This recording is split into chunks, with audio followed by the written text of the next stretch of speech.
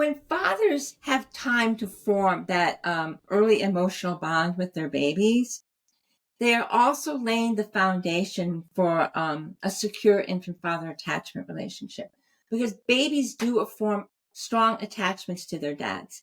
And developing a secure attachment with a caregiver, those of us who are developmentalists would claim that this is actually the most significant developmental task of the first year and in the early years, is to have a strong attachment with one of your caregivers.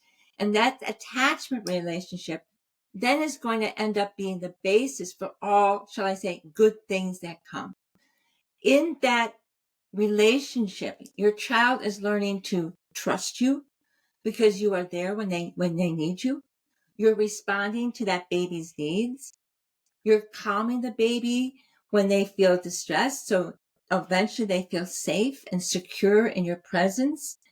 And all of these things that I just mentioned that are happening already as babies is feeding into building not only that initial bond that's happening, but that relationship that you are beginning to build with this child throughout your life. Okay. So, yeah, you may have a baby now, but someday if you're 70 years old, that 45-year-old is still going to be your child. And that type of relationship you have then was already started and built years and years before, given the time, effort, and attention that you spent on building it. So it is worth the time having that to build the relationship and that social connection. Your children are going to benefit because you are there for them. They know that they can come to you in tough times, okay, for instance, but you're also serving as that, we refer to as that secure base, that safe haven when things may be tough and they may be frightened or anxious or whatever.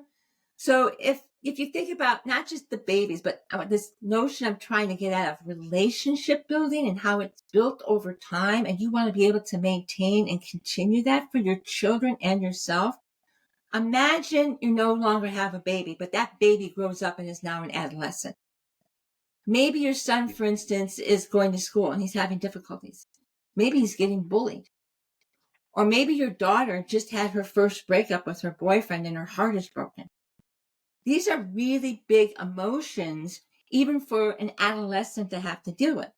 So the question I would have for dads is, do you want those children to come to you to talk about these difficult moments in their life because they believe that you are this reassuring, trusting, confident dad that they can talk to whenever they need something and can trust? Or are you okay with them coming home and going up to their bedrooms and locking their doors and not talking, and keeping all these hurt feelings inside? Because the relationship you have is going to help benefit your children, not just now, but in the long run. And I'm going to venture to guess that most fathers are going to say, I want the first type of relationship. I want my kids to feel that they can come to me and talk to me, even about big emotions and intense feelings. So that's what I think children are getting from these. Again, I know we started with a strong bond with infants, but my point is a developmentalist. I'm always going to have a developmental story here. It's building and changing over time. So it starts there, but it doesn't end there. You have to keep working on that relationship if you want your children to feel close and safe and come to you. Now, men also benefit tremendously as well from having these types of relationships with their children.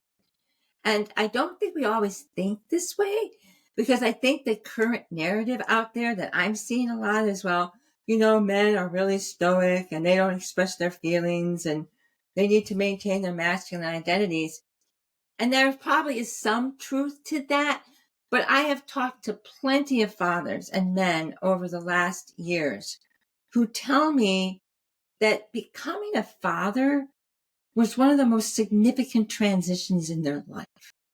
It is being, defining themselves as fathers is such a central part of their identity. I've even had some men say, it actually made me a better man because I'm now responsible for somebody else. I'm not thinking just about myself.